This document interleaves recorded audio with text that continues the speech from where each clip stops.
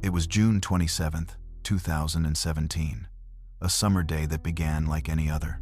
But inside the headquarters of Maersk in Copenhagen, the shipping giant that moves the world's economy, a deadly silence was descending. No phones were ringing. No keyboards were clacking. There was only the glow of thousands of computer screens turning black, one by one. Then, red text appeared. A cold, digital ransom note. In a heartbeat, the system controlling millions of shipping containers across the oceans simply vanished. But this wasn't just a digital bank robbery. Half a world away, hospitals in the United States lost access to patient records. Power plants in Ukraine flashed red warnings. Radiation monitors at the Chernobyl nuclear site suddenly went blind. The world was witnessing the most expensive cyber attack in human history. $10 billion, vaporized in hours. No one knew who pulled the trigger. No one knew how to stop the bleeding. But soon, security experts realized a terrifying truth. The ransom note was a lie. The attackers didn't want money. They wanted to watch the world burn. How did a single piece of code bring the global economy to its knees? And why did the key to stopping it lie in a mysterious, hidden file named perfc? To understand how the world lost control in 2017, we have to rewind. The weapon that destroyed Maersk and crippled global trade wasn't forged in a criminal underworld. It wasn't written by a teenager in a hoodie. It was built by the United States government.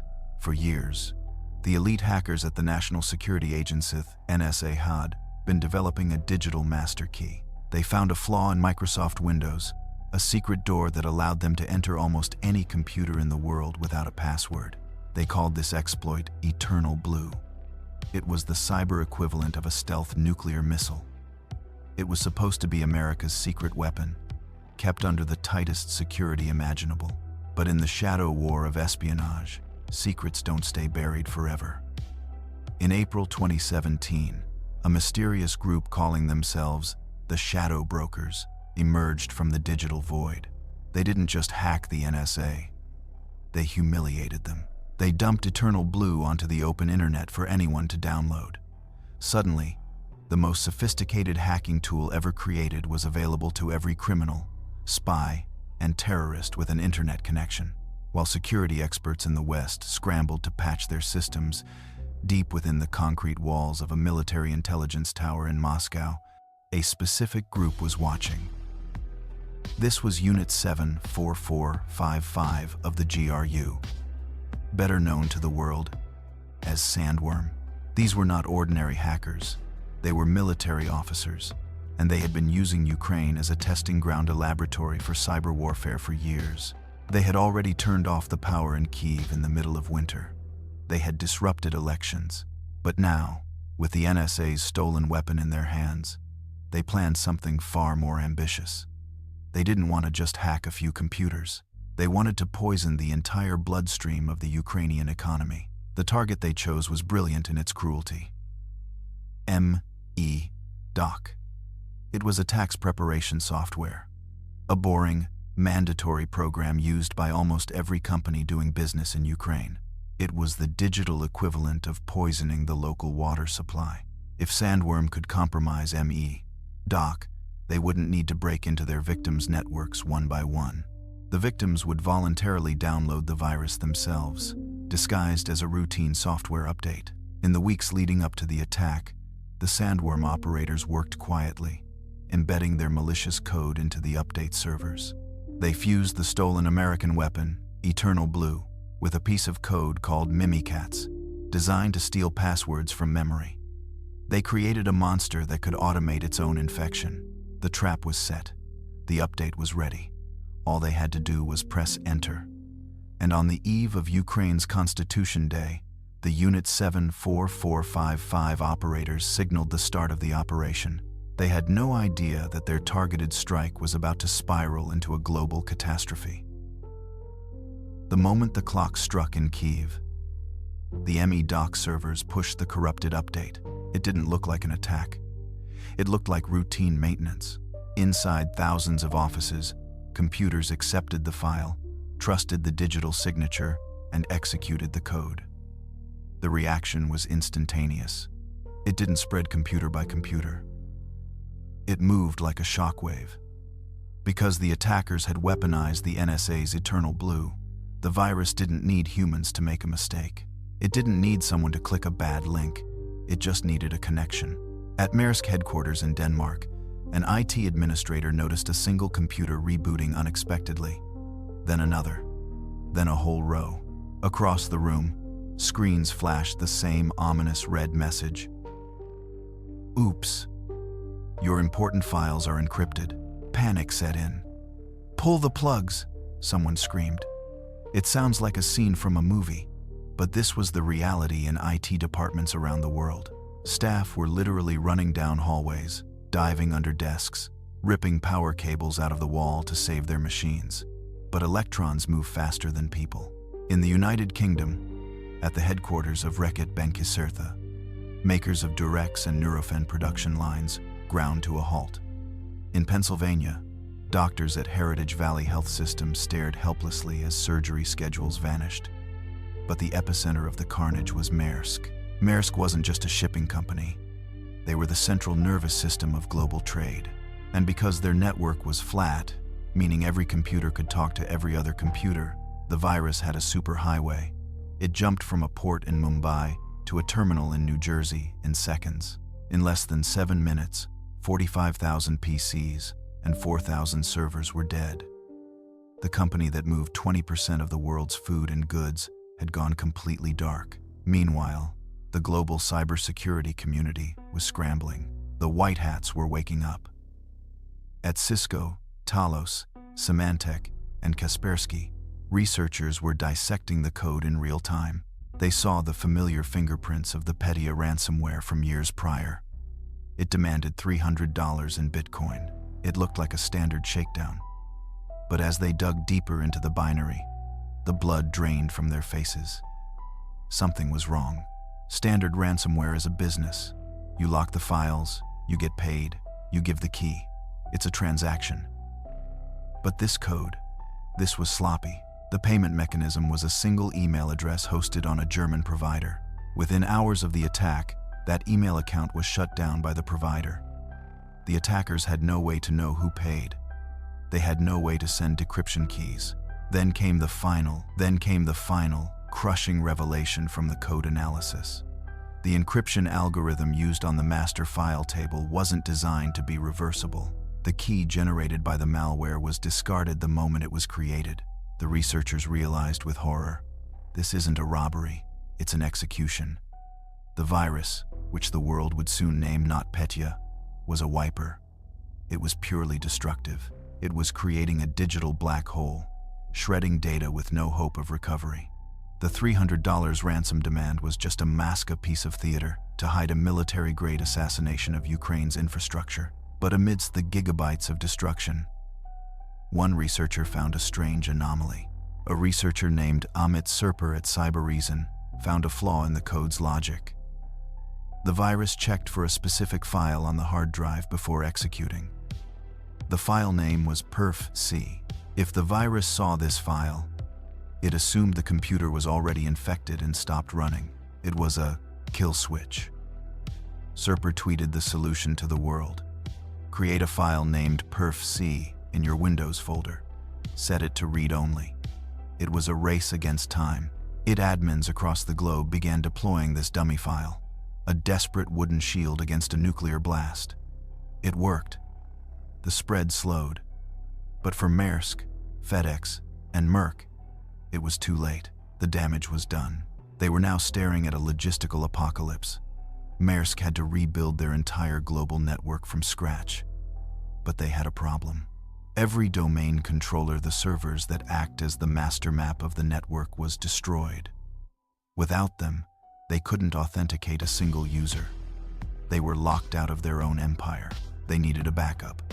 But the backups were connected to the network. They were wiped too. Just as total despair set in, a miracle happened. A weary admin in the UK remembered a phone call. There was one office, one tiny Maersk office in Ghana, that had a slow internet connection. The power had gone out in Lagos during the attack. Their server was offline when the wave hit. Somewhere in Africa, On a disconnected hard drive sat the only surviving copy of the company's digital DNA.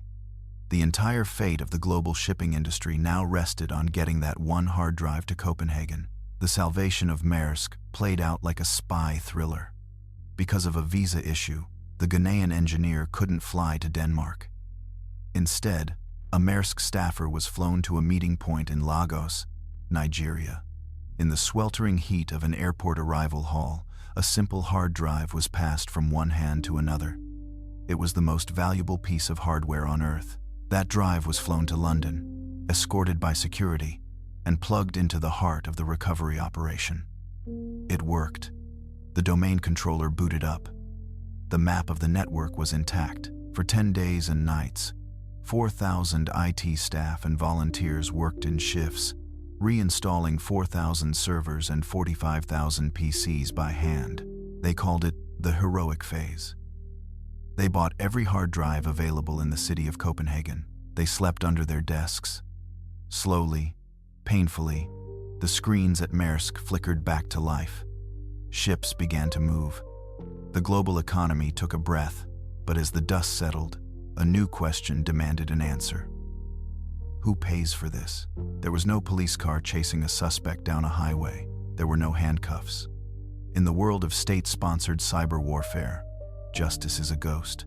However, the digital forensics left a trail that couldn't be erased. The CIA, the NSA, British intelligence, and private security firms all pointed their fingers in the same direction. They traced the command and control servers. They analyzed the coding style. Every digital footprint led back to a specific tower in Khimki, Moscow. On the 15th of February 2018, the White House broke diplomatic protocol. In a coordinated statement with the UK, Australia, New Zealand, and Canada, they publicly accused the Russian military of launching the most destructive and costly cyber attack in history. It was a diplomatic bombshell. They were calling it an act of war. The Kremlin, of course, denied everything.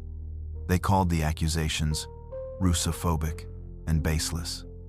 But the United States Department of Justice was building a case. They weren't just going to blame Russia. They were going to name names. In October 2020, 3 years after the attack, the hammer finally dropped. In a press conference that stunned the world, Assistant Attorney General John Demers unsealed an indictment. On the screen behind him appeared the faces of 6 men. They looked like ordinary guys, some smiling, some serious.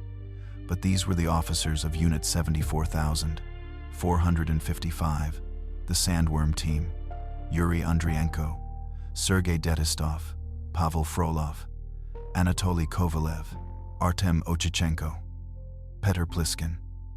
The indictment read like a Tom Clancy novel. It charged them with conspiracy to commit computer fraud and abuse.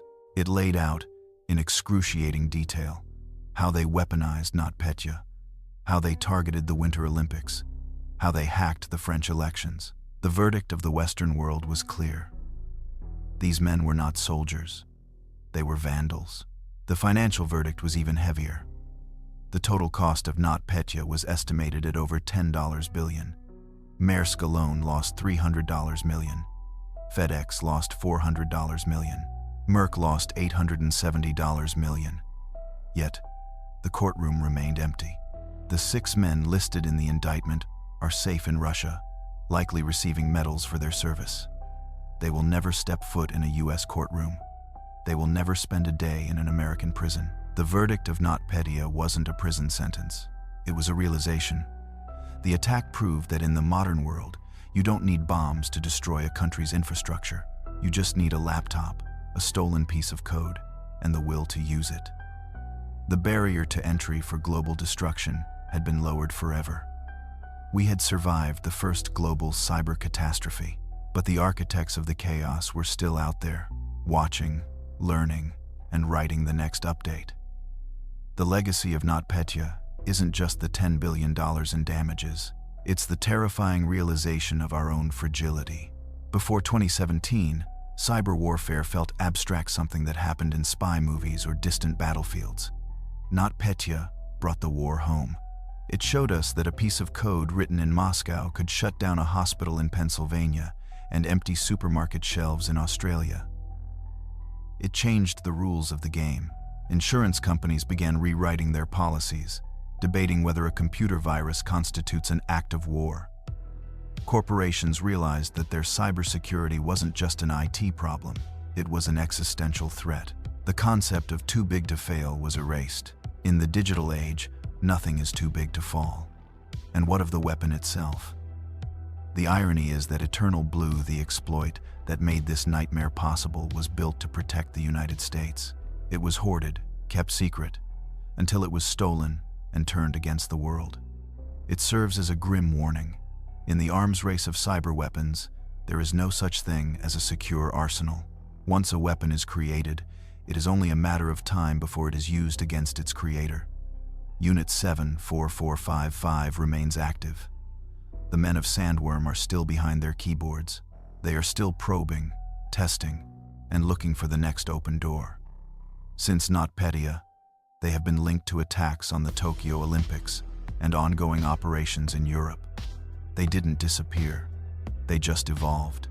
As you sit here, watching this, billions of lines of code are running the world around you. They control your bank account, the traffic lights outside your window, the power grid that keeps your lights on. We have built a civilization on a foundation of silicon and software, assuming it will always hold. But NotPetya proved that it only takes one mistake, one stolen key, and one click to bring it all crashing down. The question isn't whether it will happen again. The question is, when the screens go black next time, will we be able to turn them back on?